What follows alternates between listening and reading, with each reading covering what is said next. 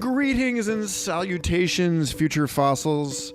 Ouch, it's been a little while. I apologize for vanishing from the weekly time stream, but I was out at the Oregon Eclipse Festival and then Burning Man, getting initiated into my magicianship.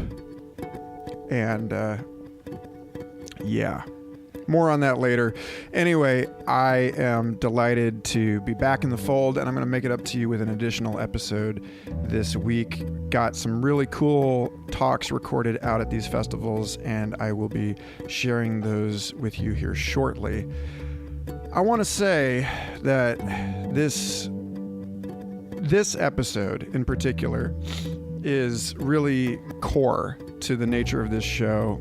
It really speaks to the identity of what I'm trying to accomplish here. My buddy Andrew O'Keefe, who is an archivist for Singularity University, used to work for Android Jones and is in general a very keen documentarian, filmmaker, editor.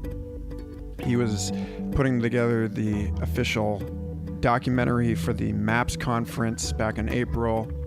Andrew and I see things very much eye to eye in terms of the importance of preserving information and culture and why I'm doing this podcast in the first place as a trove of intergenerational knowledge and wisdom transferred down through the ages. So this is a fabulous conversation, and I'm really glad that you get to hear someone else's point of view on why we should save everything, even if we can't possibly find the time to listen or read or catch up on all of it. You never know what's important. After all, the archaeologists are often most interested in the trash pile. So even if this conversation ends up in the trash pile, that means it's got to be important to somebody, someday, possibly. Or it might be. Who knows? Anyway, the thing is finding value where you least expect it. The thing is realizing that everything is a resource. When I was out at Oregon Eclipse and Burning Man, I was telling people, as I have for years, that imagination is our greatest natural resource. That it requires only our ability to notice something as a resource. That, as Terence McKenna said, that what we're suffering now is a poverty of the imagination. I'm not entirely in agreement with that anymore. It's been a transformative month, as I'm sure all of you can agree. I hope you're safe. I hope that you're well-fed, warm, dry. But if you are those things, it's probably because not only did someone have the imagination to recognize the resources in our environment that allowed us to better our lives, but also we were able to pay attention long enough to manifest these things.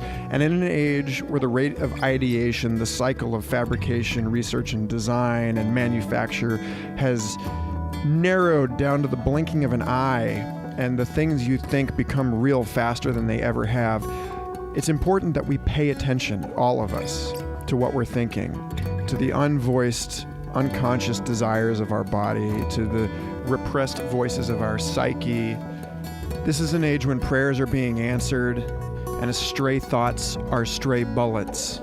And if we really want a better world for ourselves and our descendants, then it's time to level up, folks. My friends, I want each and every one of you to be the powerful magicians that you're capable of being.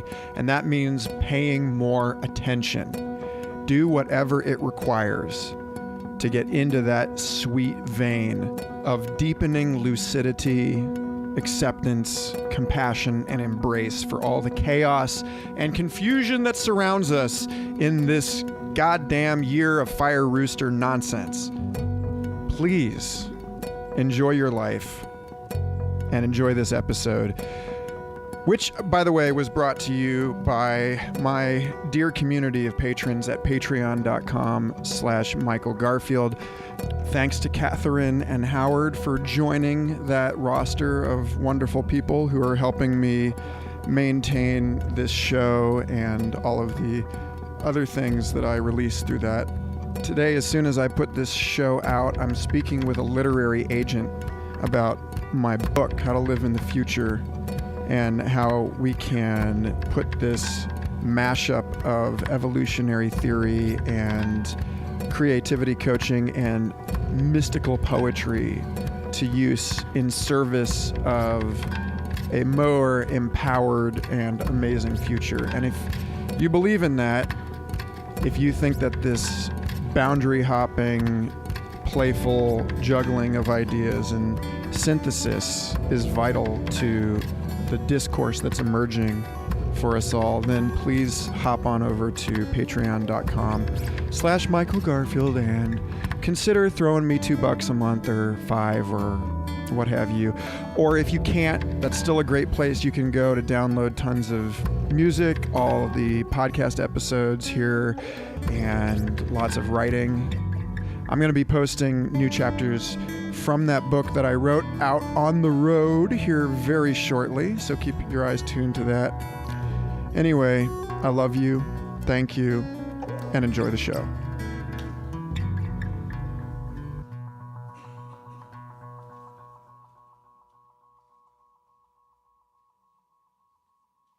I think I'm gonna set up a backdrop anyway. Fuck it. I got this far, so if you got 5 minutes, just let me setting up behind me. Okay. I'm not recording video.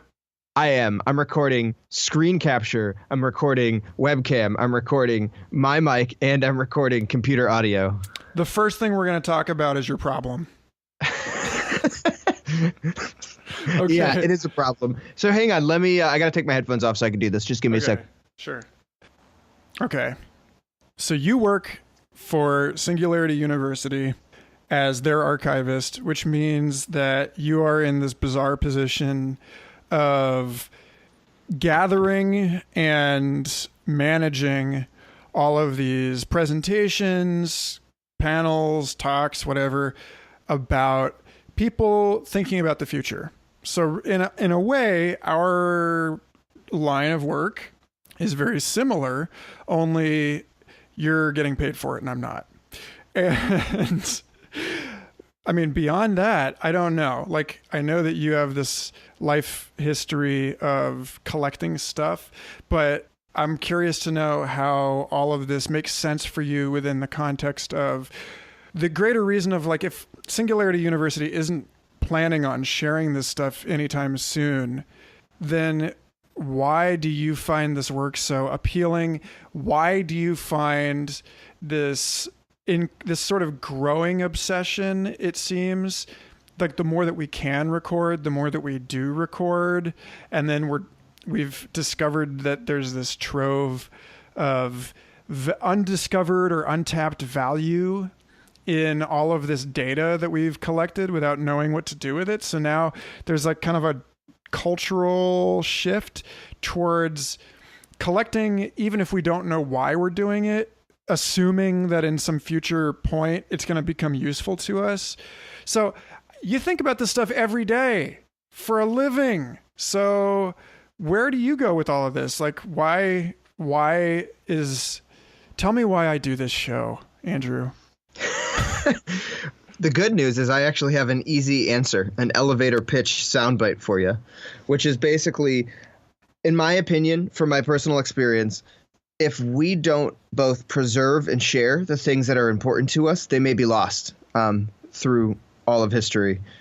Now, history is relative. Preservation is relative. But in my own personal experience, through the kind of counterculture ideology I got exposed to at a young age, to even my experience working in the festival culture, to now just even being part of like a larger organization, I see a need. And the need is to basically not only preserve things, but also organize it in a way so that it could be discovered later on and searchable. And I guess what started and the thing that turned me onto it is actually a jam band show. I went to see Soundtribe Sector 9 for the first time in 2006, and their soundboard fried. They made us wait outside pretty much until like 11 p.m. And they let us in eventually, and we saw the show. And after the fact, it turned out they had no soundboard recording. They had no quote unquote evidence that the show ever existed. I found a taper recordist who recorded a show. Actually, there were two tapers. So to this date, to this day, I still have a recording of my first Sound Tribe show, and it was really like emotional and special and awesome. But that kind of set off something in my head where it's like, holy shit, this is one of the earlier peak experiences that I had. And if somebody didn't go out of their way to record it, make it searchable and put it online, I would have never been able to relive it again. So that was kind of this relevance to me. But anyway, back to the quick soundbite. It's like, if we don't preserve what's important to us, then we run the risk of not sharing it ever again. Nobody might ever even know that it happened. And it was both jam band recordings. Obviously, The Dead has a big history with it. But even people like Robert Anton Wilson and Philip K. Dick, two of my favorite authors, being able to listen to tape recordings and interviews and just really casual bits of history that people have saved over time. If it wasn't for those people saving and preserving them, we wouldn't necessarily have the depth of that knowledge. I mean, the exegesis is a great example of Philip K. Dick's personal handwritten notes, letters, and so on and so forth that a group of people, including Eric Davis, was able to come together and edit into this kind of masterpiece. And I mean, if you go back a little bit further in history and you look at famous artists, granted, it's a painted canvas, but a lot of the artists we cherish today were relatively unknown in their lifetimes. Van Gogh is the best example that I can give you. And if it wasn't for people to preserve and distribute that stuff, we might not have it. I mean, Kafka is another great example. Supposedly Kafka didn't even publish anything when he was alive. He worked a shit job and on his will said he didn't want any of his writings to be published after his death. And he died. And too bad for you. Pretty much. But then somebody reads it and it's like, holy shit, this is phenomenal. It has to go out live. And I mean, my favorite anecdote really, which is way beyond me, is Harvard University. And the story goes that Harvard University was founded by John Harvard. In part, this guy had a collection of 600 books, way back in the day. And he donated his 600 books to this Harvard institution that he created. And that 600 book collection, way back when, morphed into what we now have as Harvard University. I mean, it's what this kind of data set that we might not have value to put on it today may end up being completely priceless. And even the short-term future, it's really hard to know. And with the advent of Moore's law and exponential technology, we suddenly have the capacity for artificial intelligence to sort through and use pattern recognition to give us more context to this stuff. So anyway, that's my long-winded answer. That's how I kind of see it fitting together. That's why I see it as important. And even working with artists like Andrew Jones, finding all of his old hard drives and centralizing all of his media and pulling out all his PSD files and finding all those old pieces of artwork. One day I handed Andrew Jones a hard drive that had 7,000 art pieces on it. That it took a lot of time and a lot of energy and focus to get to that point. But now he's got a whole new canvas and palette of all the art he's ever done that he saved to hard drives in one place, which changes how he makes art and the art that he makes. Indeed it does. Gosh, I think about all this stuff, and I know that you and I are both fans of the Long Now Foundation and that book. Have you read Stuart Brand's book on the clock of the Long Now? I'm at the beginning of it, but I didn't get as far into it as I'd like. Yeah, because he addresses a lot of these issues about not just the value of recording and preserving cultural media, but also how there's interoperability issues that as we start to think about this stuff, we're getting into the issues of, how do you get information off of a Nintendo cartridge if you don't have a Nintendo? All of these current systems that are built on legacy software, and nobody's alive to remember how to actually use the legacy software anymore. And so he was kind of making this case that, especially given that it's a little different since he wrote the book that, we've got, server-based cloud storage, and we did not in 1998 when the book was published. But, this issue of our digital media, the information on a flash drive or on a CD being much less stable in some respects than a book. Like, it's not searchable and it's not so easily copied, but a book we can put even in kind of a moldy room, and it'll sit there for 100 years. So let's just assume that we've made a solid case for spending a tremendous amount of time archiving everything. But then we get into this other issue, which is that we asymptotically approach a vertical with how much time we spend just maintaining the archives.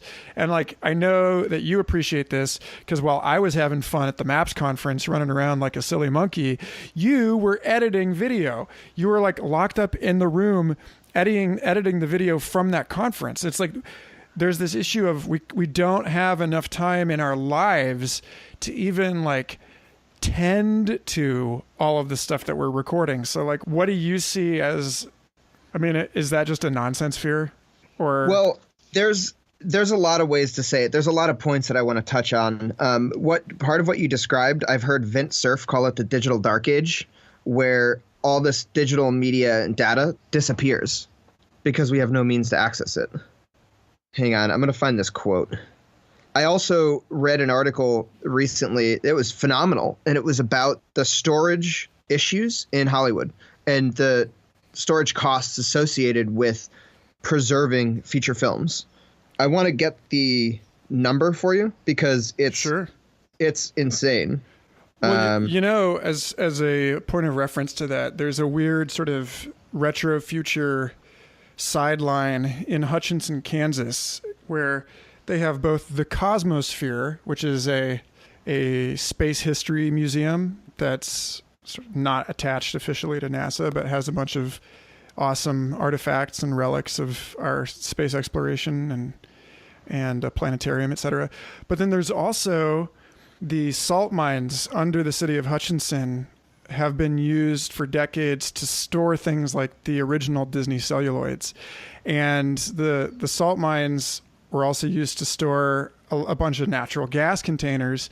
And at some point in the 1990s, the whole underground facility caught on fire. There was like a natural gas fire that it took weeks for them they just had to wait for it to go out.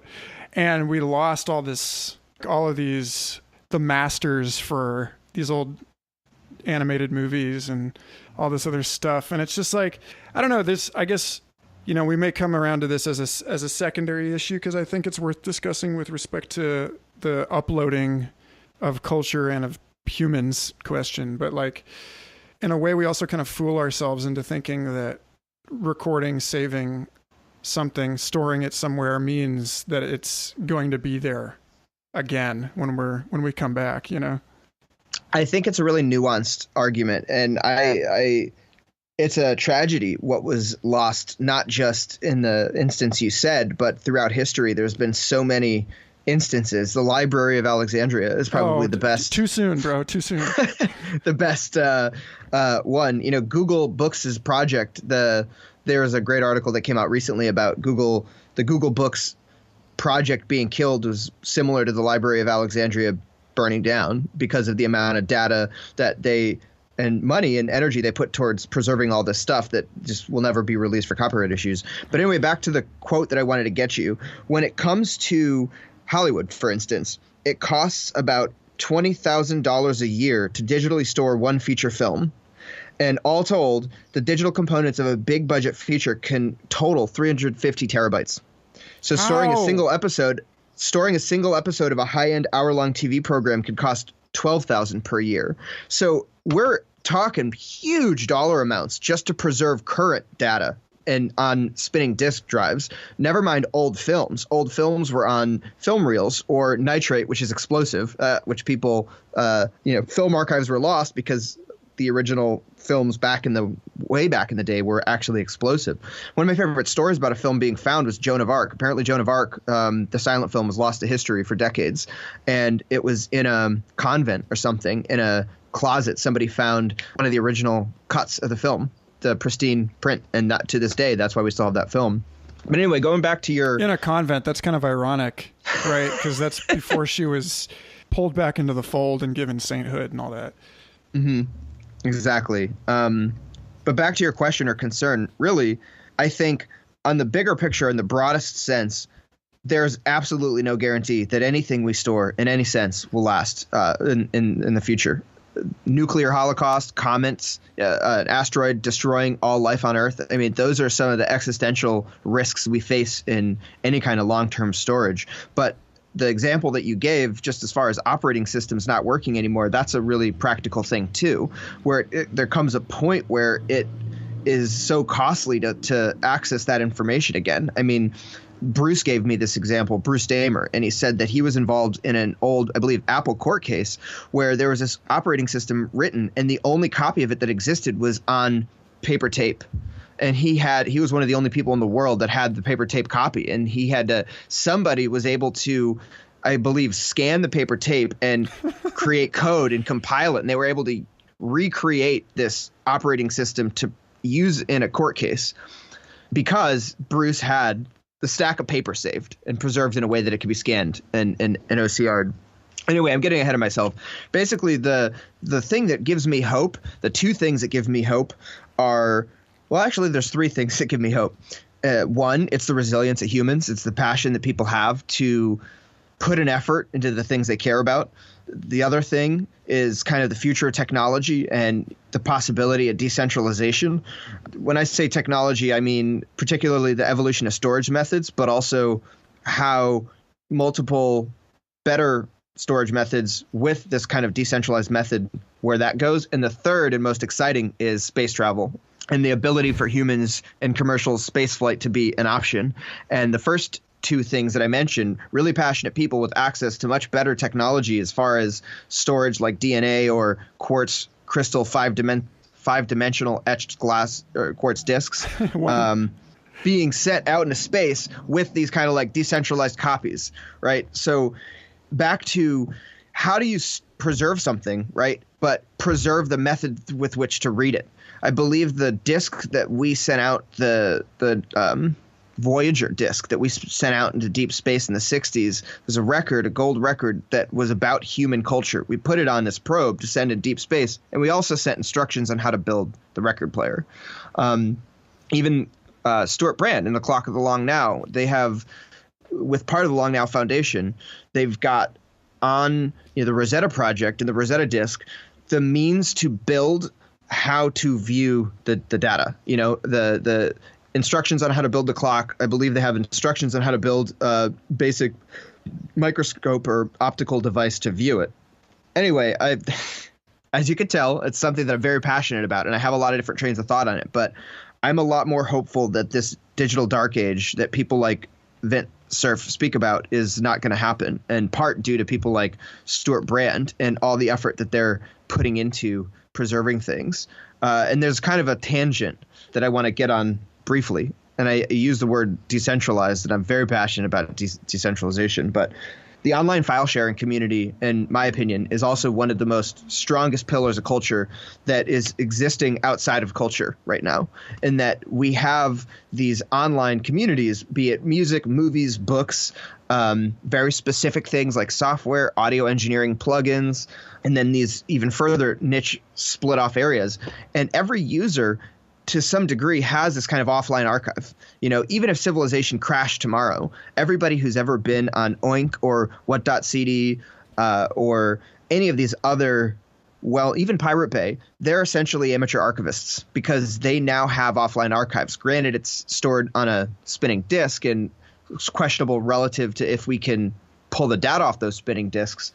But I digress. Anyway, I'm hopeful that the future of data storage will, like that hard drive I showed you, make what we do today seem insane, just seem really prehistoric. Aren't we kind of living in a digital dark age? I mean, isn't that the kind of the point that like we're at that sweet spot, right, where we realize that we're getting really close to coding the world in sensors and being able to generate in some sense or another a rough three-dimensional replay of your everyday New York City street, let's just say.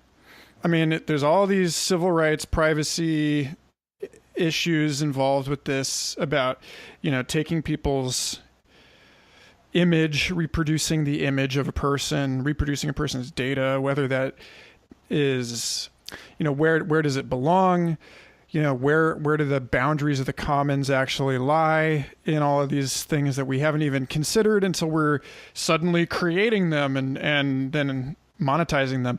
But I think it's safe to assume that just as a matter of like entropy, just as a matter of the momentum of these technologies and human culture's response to them, that we're going to get to a point within the next 50 years where we're recording pretty much everything that we possibly can. And we've had a cultural shift of some kind where we value, as you and I value, the recording as sort of intrinsically useful because we don't know what its value is, because it has that piece of CCTV footage might have the face of the killer, or because if you look back on all this stuff, you can spot a trend before it really starts to accelerate, and we become more and more concerned with forecasting, it would seem. And so we would be looking more and more to our recordings as a way of improving our forecasting. So here we are, and we're in this future where everything is recorded, and we're looking back at 2017, and we're wondering what the hell was going on back then? Like, it seems to us like we're in some sort of info apocalypse. Like, it's just too much information. But I really get the sense that compared to people who have, super intelligent artificial assistant mindware that's helping them navigate this stuff, that's just pulling up answers to questions as we're forming those questions in our brain, and you look at something and you can basically search its entire history just by looking at it. Like you can, like psychics, they hold your teddy bear and they can tell you, where you were with that teddy bear 5 years ago or whatever. Like that phenomenon, that sort of paranormal thing is being, like seemingly all paranormal phenomena, is being sort of reproduced in the technological space. So our world would look like a desert to that world. It would look like we're the dark age. And I think that, that there's, I agree. Yeah. So yeah. Thoughts on that? I mean, well, so we agree. Good. I think that there's, for the sake of this conversation and what you just described, I would break humanity off into like 4 epochs, right? The first epoch is basically before any means of storing or preserving knowledge, which of course mostly is lost.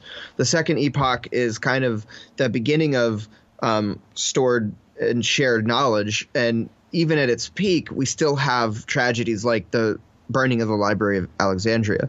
The third epoch, which is, I think, where we are now, is kind of, we're in this transition from analog to digital culture. And a lot of our analog culture is being lost. All of these physical objects are deteriorating over time. We're going to lose a lot in this transition if amateur archivists and professional archivists don't try. And then, of course, the fourth epoch is what you're talking about, which is this high fidelity, high resolution. Everything is recorded all the time.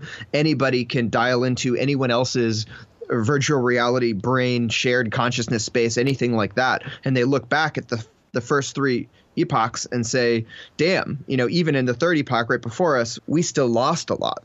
So, I think as we look at how history is preserved or how history is studied, which of course I think you have a much more rich background than I do, a lot of it is inferred through discovery, right? And in this fourth epoch, we would be looking back and now at the third epoch and saying, how much do we have to infer versus how much data can we work off of? And even if it's sparse, the data sets that we have that we're recording today, I think are probably going to be immensely valuable in the future. And if artificial intelligence is exploding at the rate at which all the experts claim it is, even in the near future, it'll be a lot easier to sort, manage, store, and automate the process of preserving a lot of this stuff. I mean, I think that we really are on the threshold of this new means of human culture, consciousness, and experience.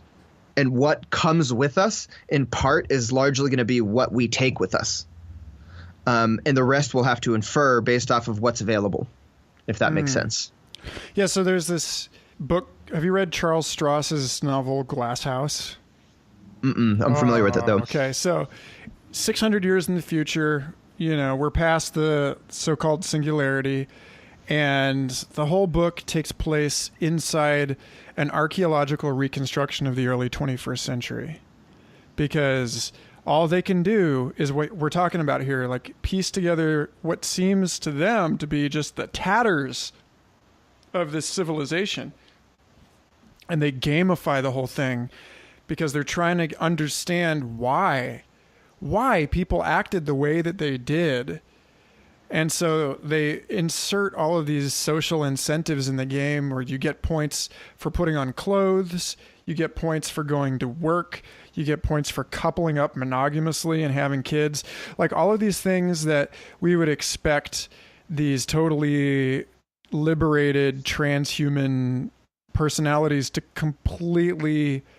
find just like utterly unfathomable. Like why would you put your foot in those tiny Chinese shoes? And it's like, well, it's because of the rigorous roles and rules of that social organism that you're participating in. But a rational, enlightenment, liberal, modern actor, it's like, girl, you got to stand up for yourself. It's like, no, it ain't that easy. And so I don't know, like that whole book is a fascinating exercise in just how perverse and narrowly constrained our world in all of its self-congratulation might appear to our descendants, and I think about that a lot. It's like even just a couple years ago, like the way that you can search by an image that you take with your phone now, and it's so close to just being able to look at a thing and know about it. Whereas like a couple years ago, like my kids are never going to understand ever what it was like to sit around a conversation and argue about something like that, where nobody could look up the information. But I do think that my kids will probably understand even better than I do how you can all be sitting around the same table and looking at the same facts and disagreeing. Like, because there's Doug Rushkoff talks about it in Present Shock. There's this thing that happens when there's too much information, and so even the experts can't agree with each other. And I think that that's sort of one of these sort of complexities of archival. So I'm curious about that, about, what you think. Like we can say all we want about, you being able to use AI to assist us in like the search and storage and organization of that. But there's going to be profound ways in which that's like insufficient for us. And that we're still getting into these issues of, how can we train this AI to look for the thing that we don't know to look for? How do we know that we're sifting through this information adequately? And it kind of pushes this issue of the blind spots and the filter bubbles down a layer. It doesn't actually even really address them. You know what I mean? Mm-hmm. Mm-hmm. Well, I'm going to attempt to address a few of the areas that you just brought up. Actually, address whichever ones you like. So I don't know where also, to even feel begin. Free to interrupt me if I'm wrong. No, I need to. All right, so I'm thinking here. I can see it on your face. Give me a few bullet points to what you just said, because right. I'm getting lost in my own thoughts about this at the moment. So one, we got the fact that if trends continue, that we would expect that our modern life is actually really painfully limited in certain ways. And so like what, there's this sort of invitation or inquiry into the state of mind from which this knowledge, like the way that we currently organize our knowledge, is just like woefully antiquated.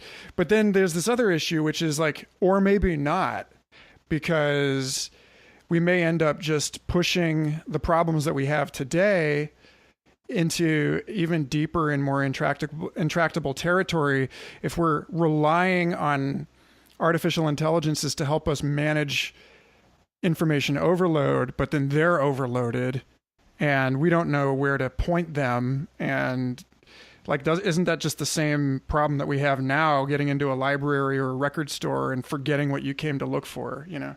Yeah. So I have a few things to say about that. And this is, thank you for that. That's really helpful. This is basically, first and foremost, I think it's a question of incentives, you know, and the reference of the book that you used in, or the book that you read, and even how we store and access data. I mean, so much of human culture is built around incentives. What do we incentivize? What do we not incentivize? What are our priorities? What are not our priorities? And at least for the past few hundred years, capitalism and market forces have primarily been the incentives that we use to define what we're doing and the value of what we're doing. So as far as, you know, from an archival historical standpoint, how do you put value on preserving history? And unfortunately, in a lot of cases, unless it's an incentivized, you know, say the Hollywood industry where there's huge revenue and in a short-term sense associated with it, a lot of things are lost. I mean, as somebody who was really into collecting records, the amount of vinyl albums that never made it to CD is staggering. And there's, of course, a huge culture of people that tape those vinyls, you know, or whatever.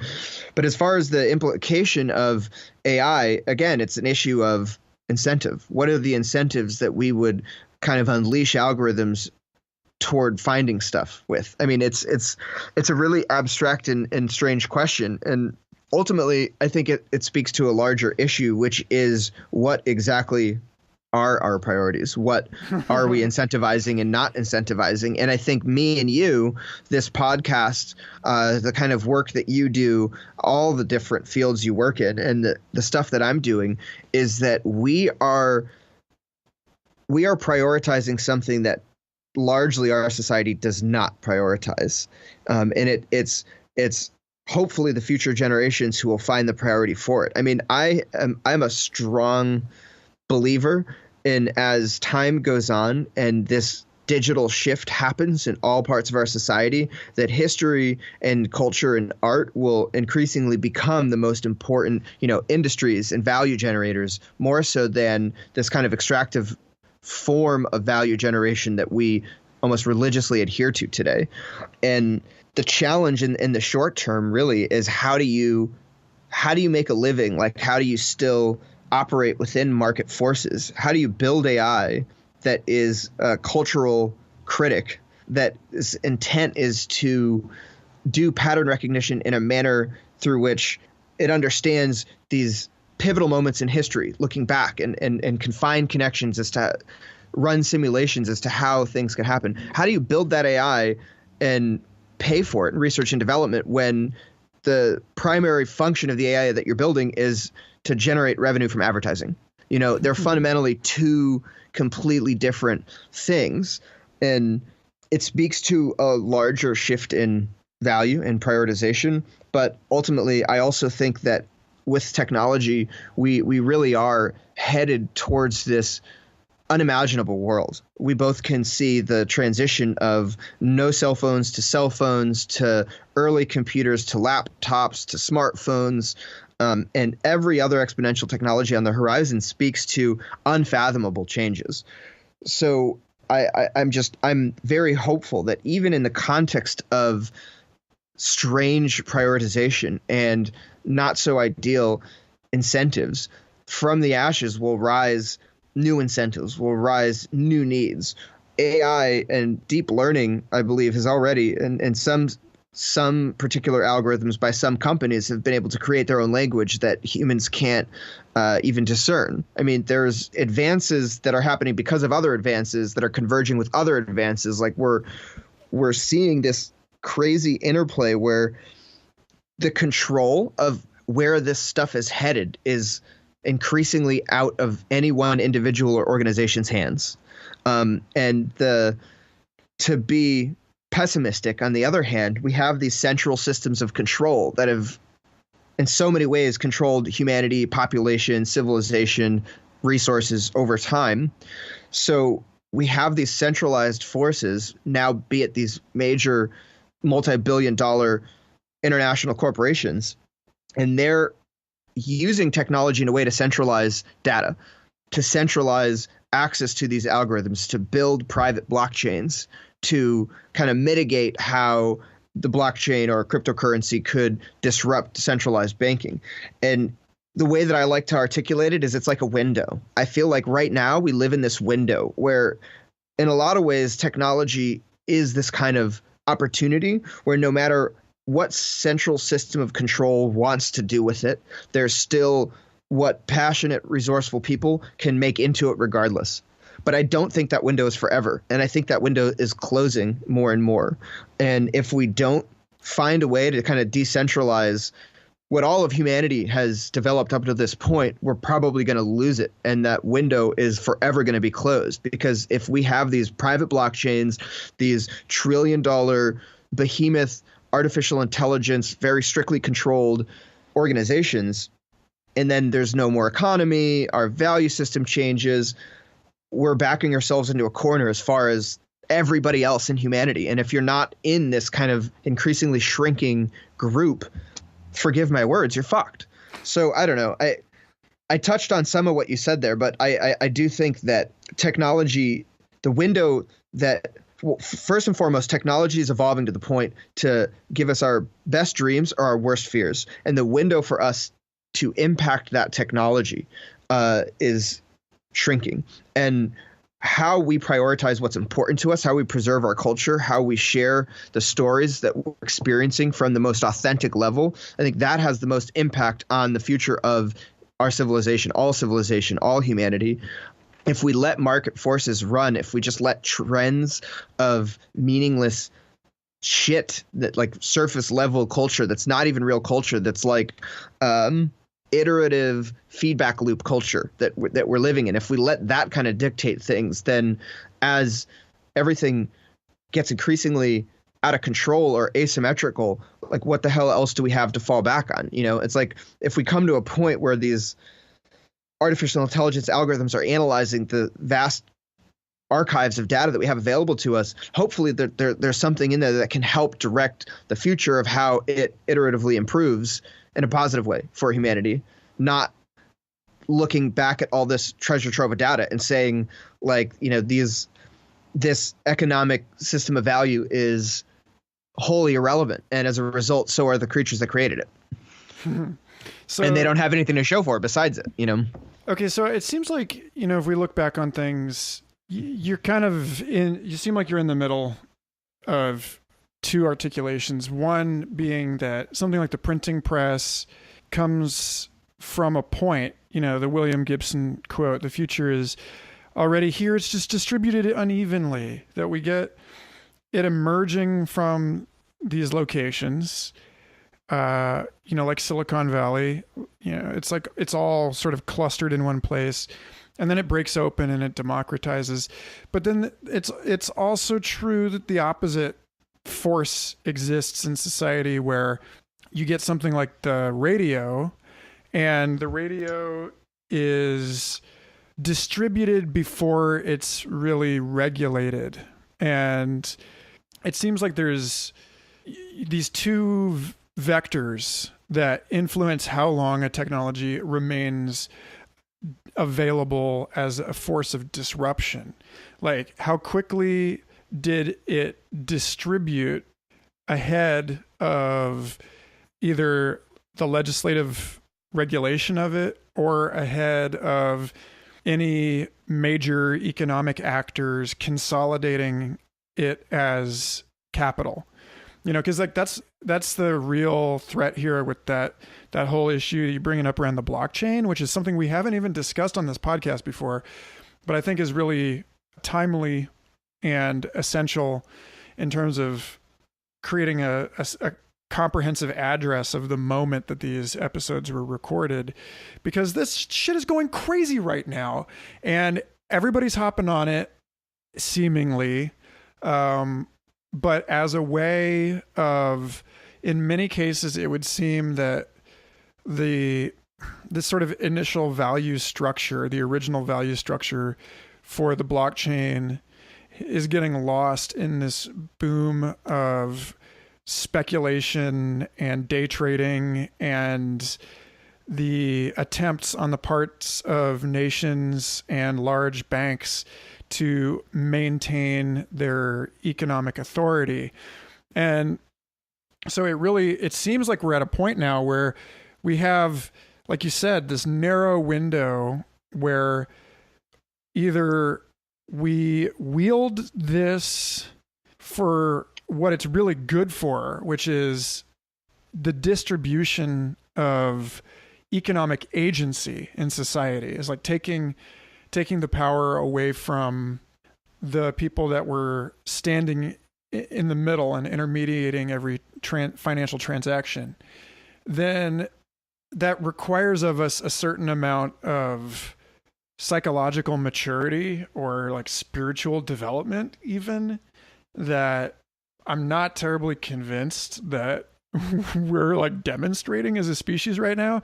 Because everywhere I look, it's everybody, people are not like striding confidently onto this new platform and using it as the means by which they are able to uplift their community and keep all of their resources in circulation.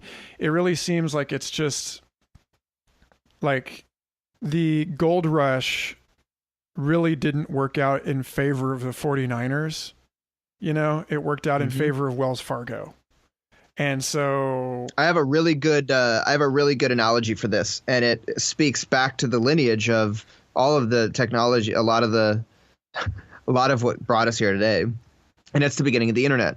I mean, the internet, the greatest demo of all time was in the late 60s, where the mouse was introduced and internet connection was introduced, and projection technology. They had a visual person from the Grateful Dead crew basically running the visuals, showing the internet in 1969. But it took a couple decades to really catch on. And then in the early 90s, when like the kind of public internet as we know it came online, the two critical pieces of literature that come to mind are John Perry Barlow's Declaration of the Independence of Cyberspace and Douglas Rushkoff's book, Siberia, which is kind of like a gonzo whirlwind tour through the early internet and the subcultures associated with it. And both of those pieces of literature articulate this optimistic vision of how this technology will change everything. And it's going to help bring humanity together. It's going to solve all our problems. It's going to almost kind of realize Buckminster Fuller's vision of everybody or nobody. Now, this isn't my idea. I'm quoting Douglas Rushkoff here. But when I interviewed him for a Singularity Hub article, I specifically asked him about you wrote this book called Siberia in the early 90s talking about this revolution, and now you wrote Throwing Rocks at the Google Bus, and it's kind of like dismantling this dystopian behemoth that grew in the same space of this optimistic vision you had. And Rushkoff's answer was that, it was an oversight. In a lot of ways, there was this kind of mentality of this is ours, we're keeping government out, and that attitude of not letting like government in and kind of this is our culture. Hippies weren't the only people that thought that.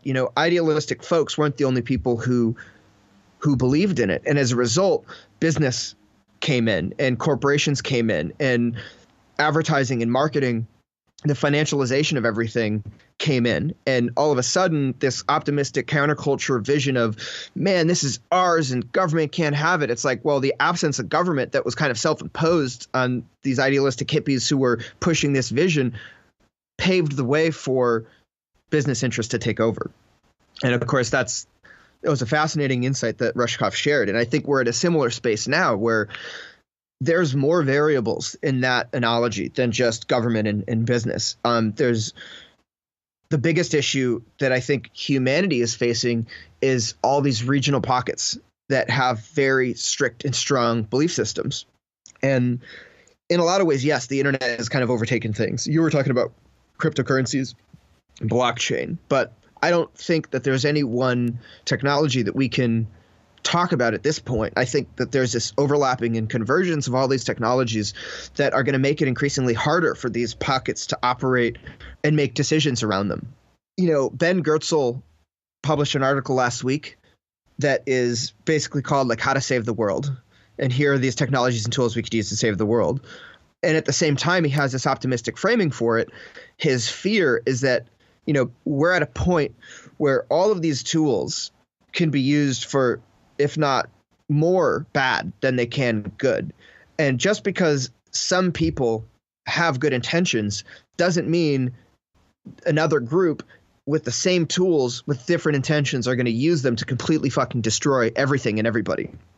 And this leads into a bigger issue, that one of the most important issues, in my opinion, that I have a really hard time grasping and getting to the bottom of, but really social inequality in every form that we have it today. And I think social inequality is completely inseparable from the evolution of technology and the evolution of human society in all forms, in all pockets, because it's this distribution of capital and resources that creates an asymmetrical access to tools that, we could have a few industrial countries 10 years from now that are completely living in virtual reality with access to nanotechnology and these kind of cashless sharing economy oriented societies. But what about everybody else? And frankly, from Goertzel's perspective in his article, it's like, it doesn't matter what the best of everybody's doing, because people that don't have that, they're going to be pissed.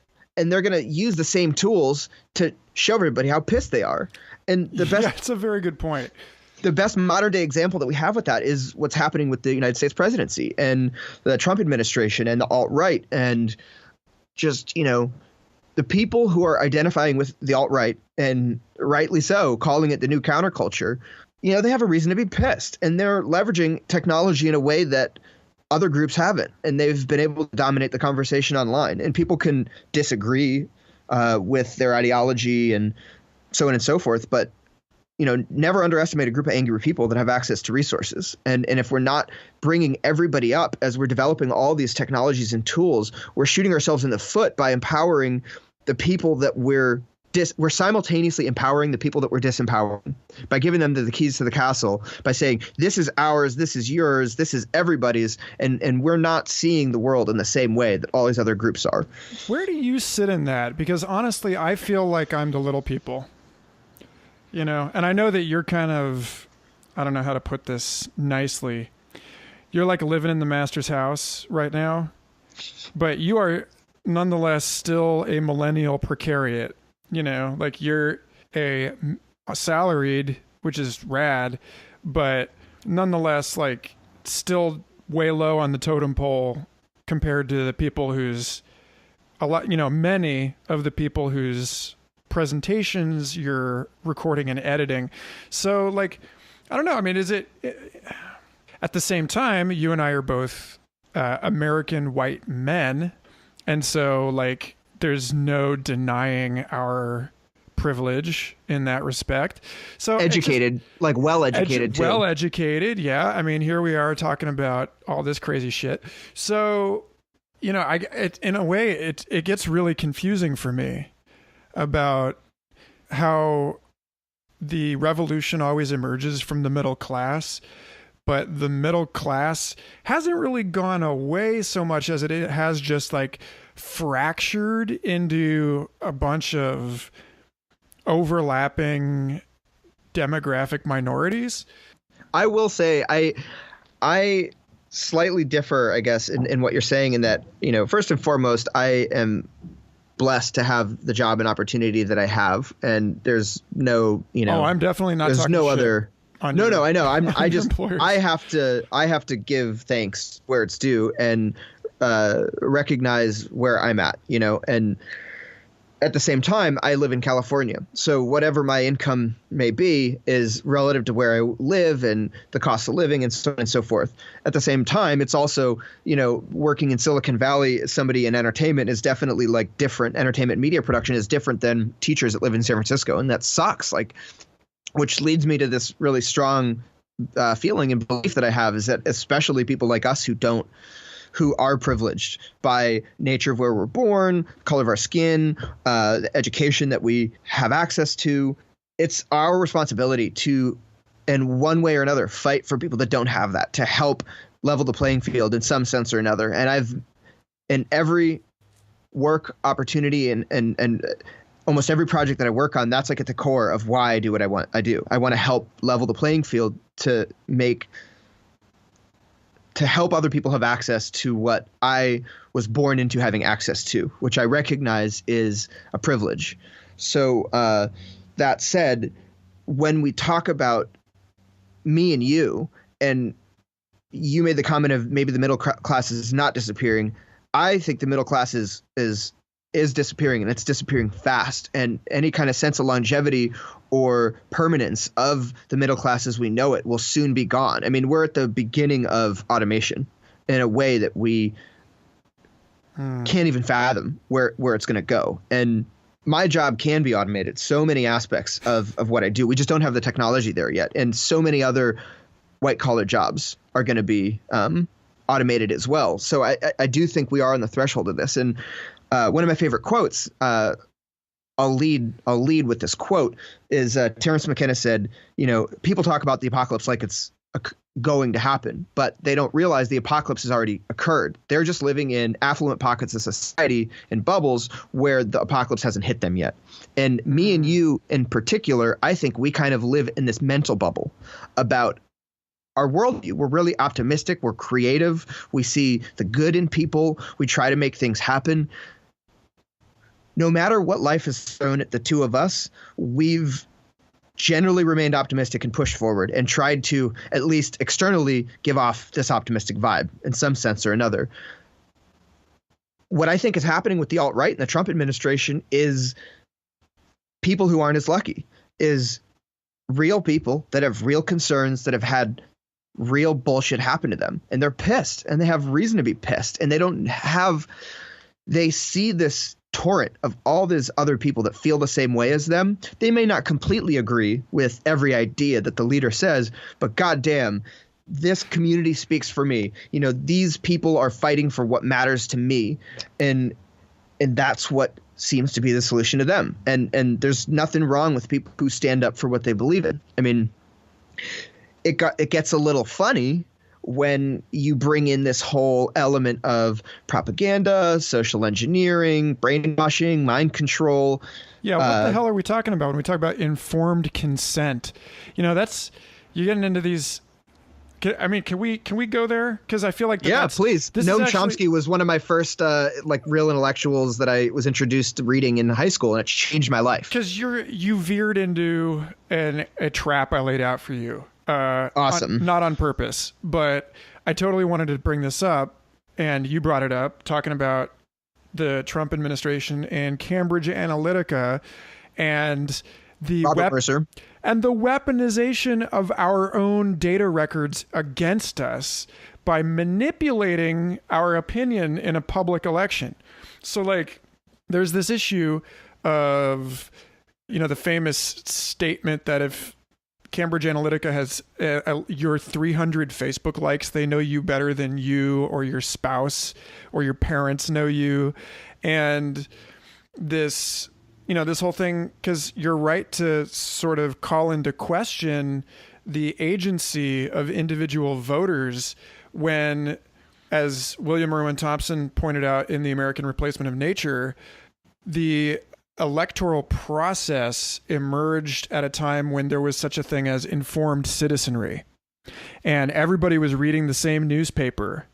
And now we're at that moment, where Martin Luther has nailed his Reformation letter, his cyber manifesto, to the door of the church.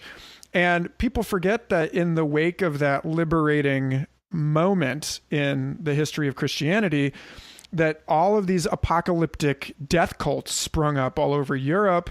And there's actually a really great episode of the Hardcore History podcast about this, about how Münster, Germany, was taken over by this death cult for years and walled up against the Vatican.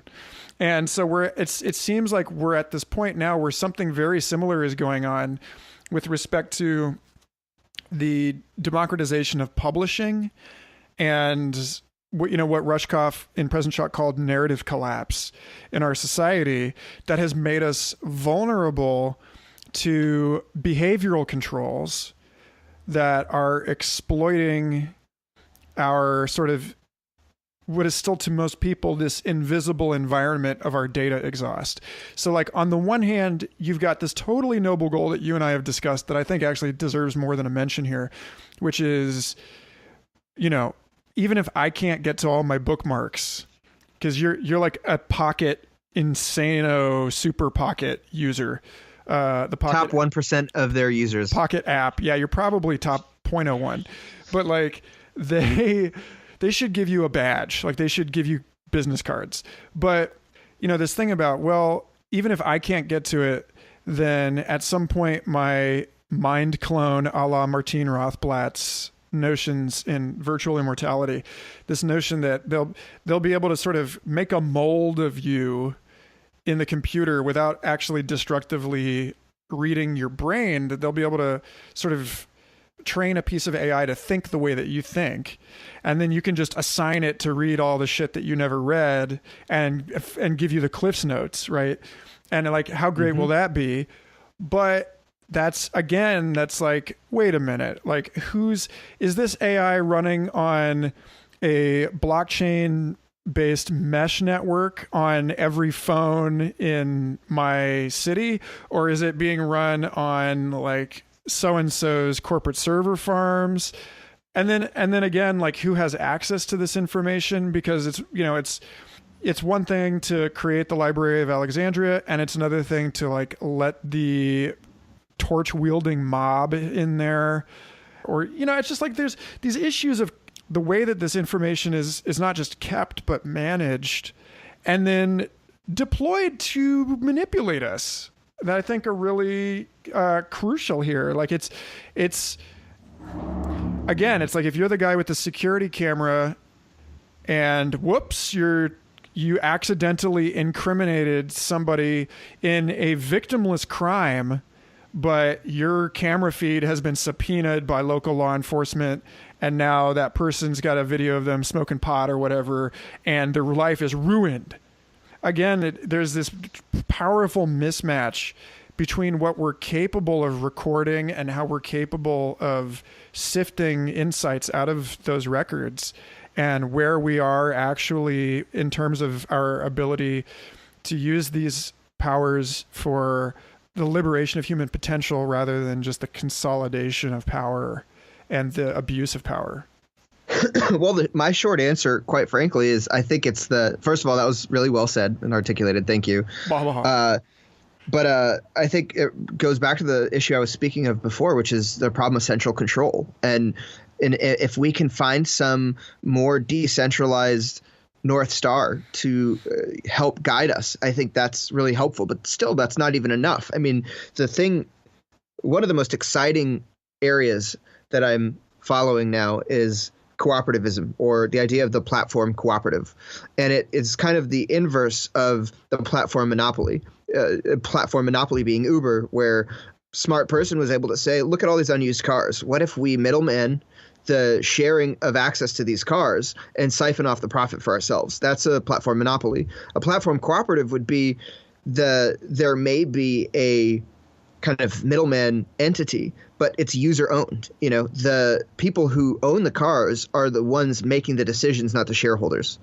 Not idea of taking the worker cooperative and overlaying it in a digital sense. I think that is increasingly important and going to play a huge role in our future if we have a future. Because again, central control has its own incentives. So the scary part of the future of surveillance is I honestly think it's unavoidable. No matter how optimistic I try to be, I don't ever think we'll get to a point of privacy like we had in the 90s.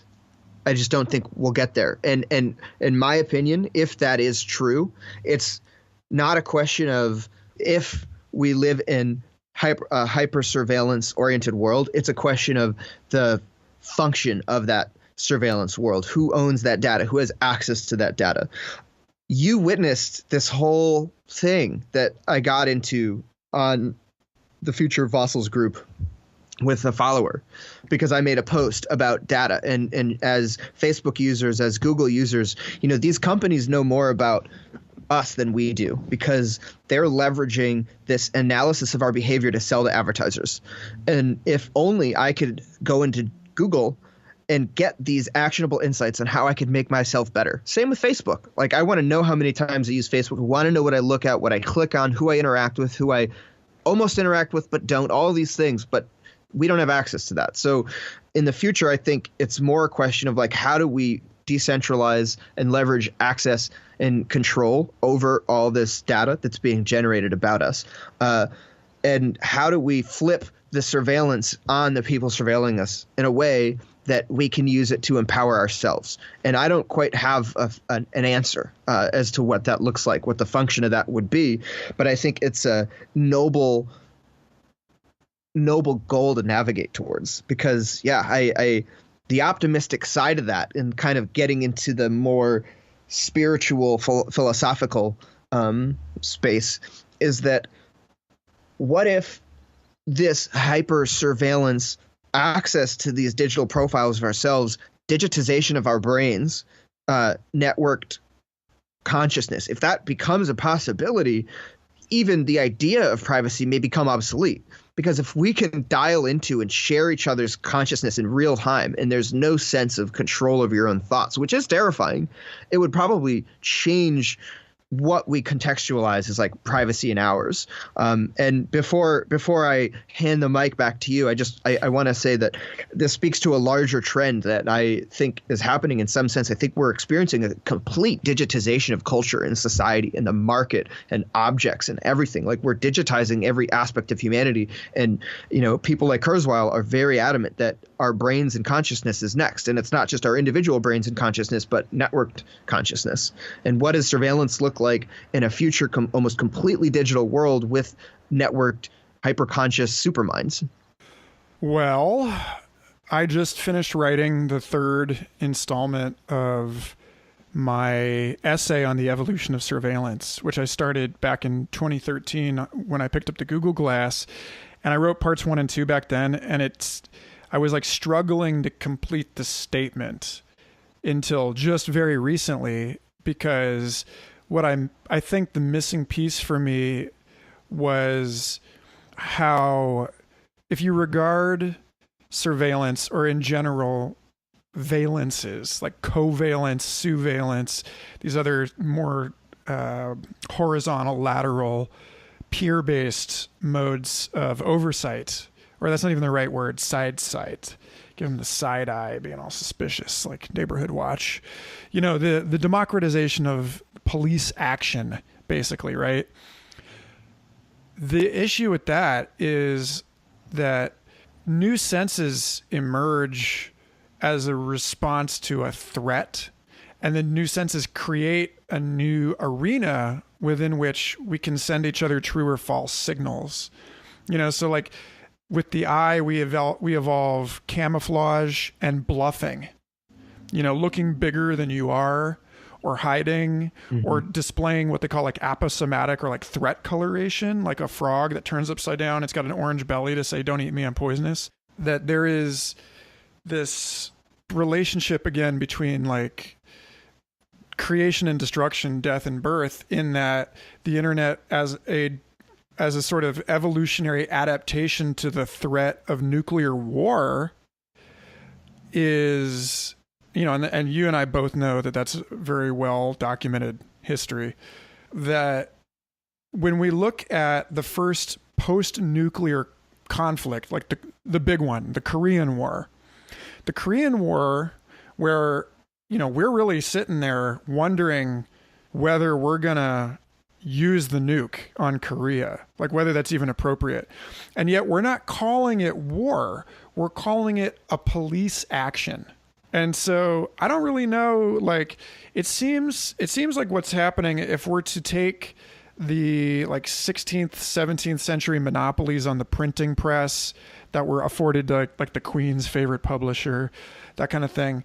And we're to scale this into the issue of surveillance, then it does get really messy really fast, because it would seem like what's being required of us is something approaching this sort of ideological state of anarchy where everyone is truly responsible for having internalized their own systems of governance, systems of faith, systems of finance, that, you know, as we sort of develop the, I want to say like nuclear capacity, but let's be real, you know, in another 100 years, you can probably, you know, your kid's easy bake oven will probably cook up a bomb, you know, so bioengineered viruses of mass destruction that anybody can make with a DIY genetic engineering kit. Right. And then you get into this issue of like, well, you have to be watching over your neighbor.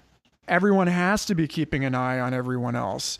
And in that kind of a circumstance, I don't think that there really is room for people like John Perry Barlow, who grew up on a cattle ranch, even though he says that in that, you know, in the small town in Wyoming where he grew up, that it really was sort of a privacy-less space, you know, because you're in a small town, everybody knows everybody else's business. But it's like, you know, multiply that times, you know, it's the Cold War between you and every one of your neighbors, you know, and it just, this stuff immediately spirals out into total wackadoodle territory. It is. And this is something I was going to say earlier, and it's a great time to bring it back up. As a human species, I think that we still have a long way to go. We have all this residual resentment and revenge that is what we understand to be human history. Using the example of the Korean War, one among many, I was recently doing a bunch of research on this because I'm trying to understand what exactly what's the bigger picture. What are the bigger picture stakes for North Korea here? Well, Korea was split into North and South Korea, in part because the Korean War led to the U.S. supporting South Korea as a democracy and Russia and communism as an ideology supporting North Korea as a communist state. And it's not resolved. Obviously, there's still major issues with the Korean border issue, not just Russia, the United States, these fractal empowered state actors. It is fractal. But I think technology, more than anything, is forcing these hard choices on us in a way that our species can adapt. I mean, I hope that we can adapt. I'm optimistic that we could adapt. But I think as things are, as the society exists today, we literally cannot handle the technological revolution that's coming, even within the next few years. What are we going to do, man? Well, just so happens that we kind of sit on the border of all these subcultures. And I think that one of the other areas that I feel extremely strong about this, that's going to help birth us into this new state of being, is lessons from psychedelic healing.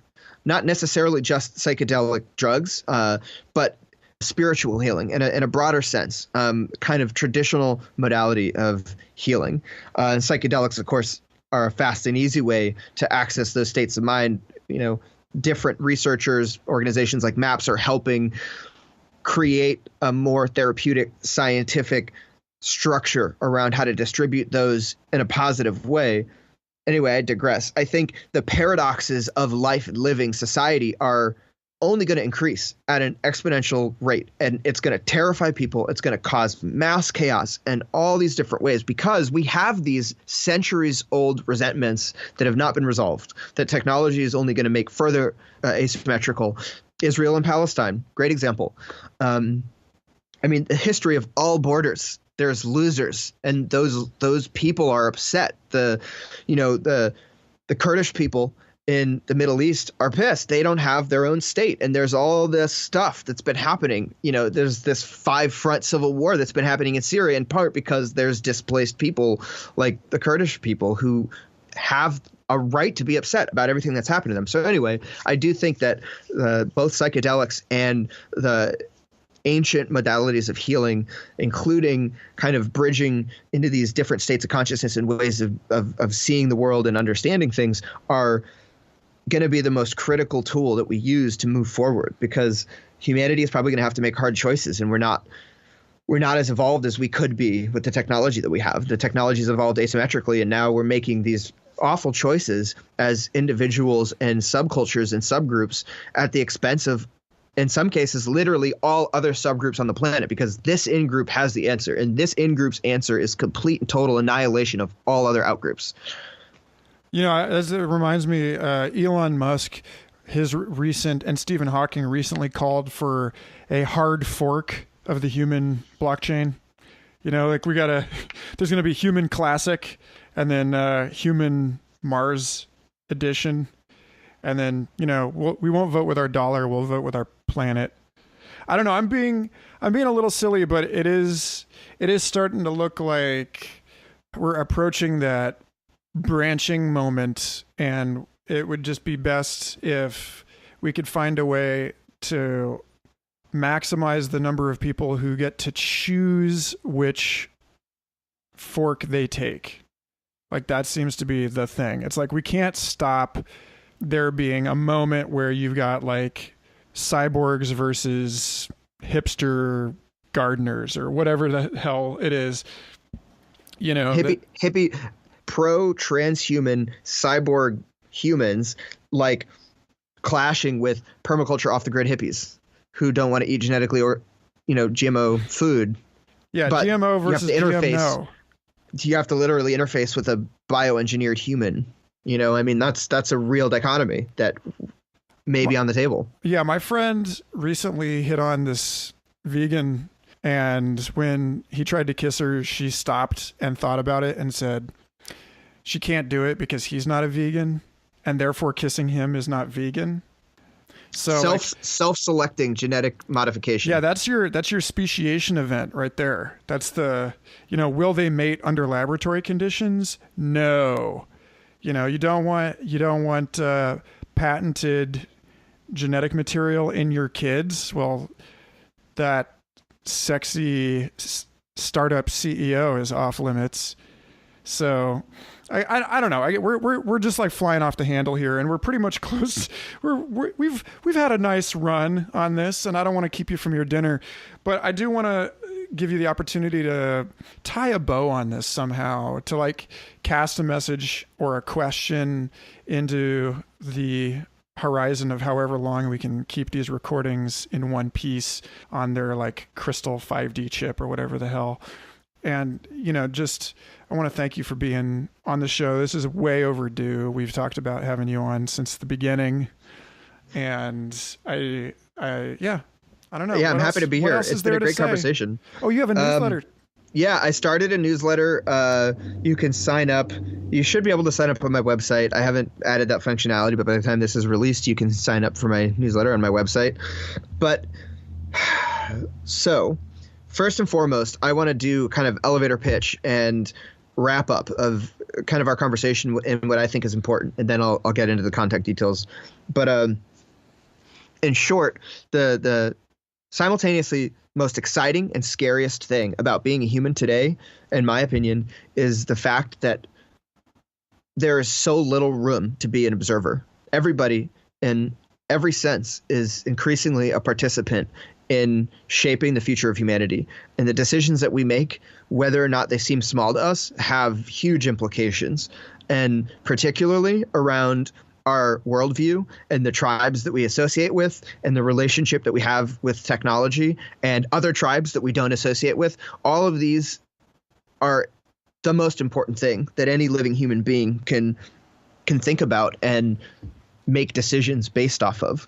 And the future that's coming is going to be impacted by everybody.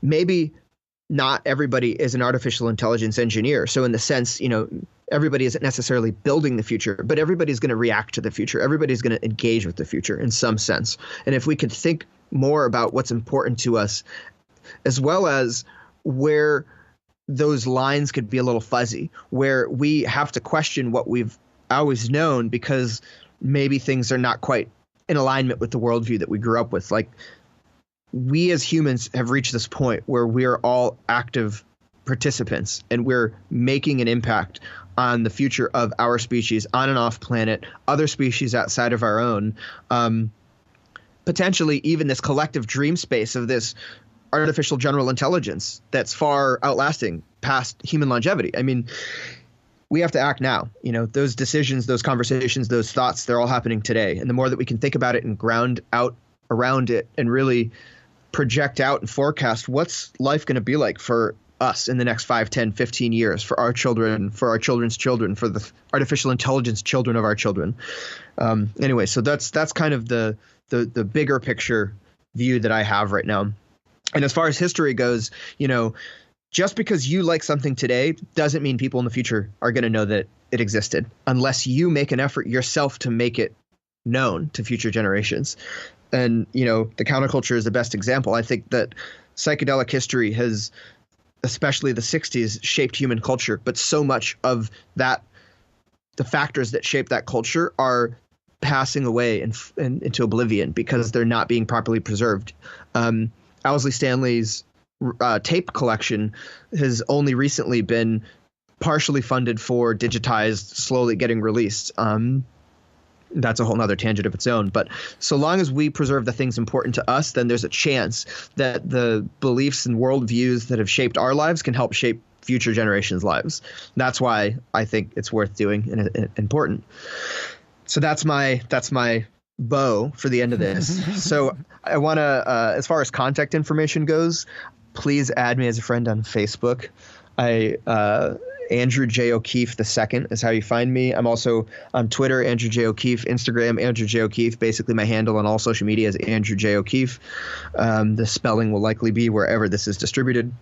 Yeah, it's Okeeffe. Nope, you spelled it wrong. No! Okeefe. Oh, just the one F. Okay, yeah. I'm throwing out my handles right now, so I'll just say Andrew J. O'Keefe, ANDREWJ OKEEFE. That's how you can find me across all social platforms. And as far as the kind of next projects I'm working on and the type of people I want to talk to, I'm building a media company at the moment. More information will be available soon. I'm also doing independent media projects, anywhere from archival media management of physical assets to digital assets, as well as video projects just like marketing videos, archival oral histories, promotional videos, archiving events, stuff like that. Yeah, I guess that's about it. I could keep talking about different things I'm working on, but I have a tendency to not like selling myself, and I think I've gone a little bit over the deep end already. So, well, dude, it's been real. I'm sure that the artificial version of you that comes online one day to make sense of all the crap you left behind will appreciate this conversation as a necessary nutrient in the construction of its total simulacrum. So, dude, let's get you back on the show at some point. Yeah, no, we should have another conversation about psychedelic history, counterculture, and stuff. But as far as topics go, one of the many experiments I'm doing right now is that I'm testing being glued to the news cycle. I am more attached to the news cycle across different perspectives than I have ever been, and I am often very deep in, if it's a headline story and you hear about it, chances are I've been dissecting it in many layers. So if there's any particular topic or story that hits and you want to give me a call, I'm available, because I need you to explain covfefe. You want me to explain covfefe? No, I could explain it briefly, but what does it mean? It means that we're increasingly moving into meaninglessness in every imaginable sense. Like, okay.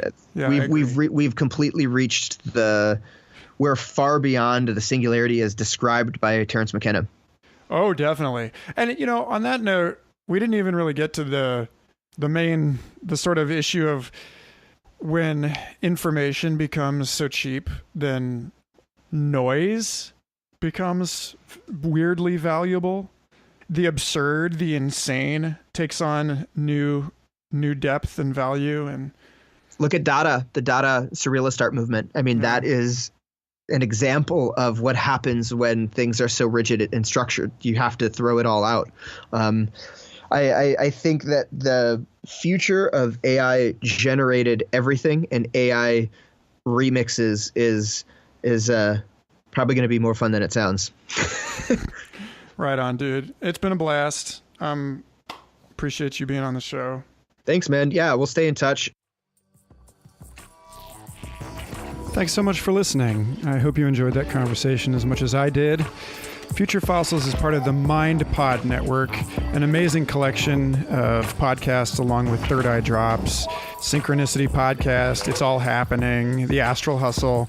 Be sure to go to mindpodnetwork.com and check it out. And if you'd like to support this show, patreon.com/Michael Garfield. Thanks again. Until next week.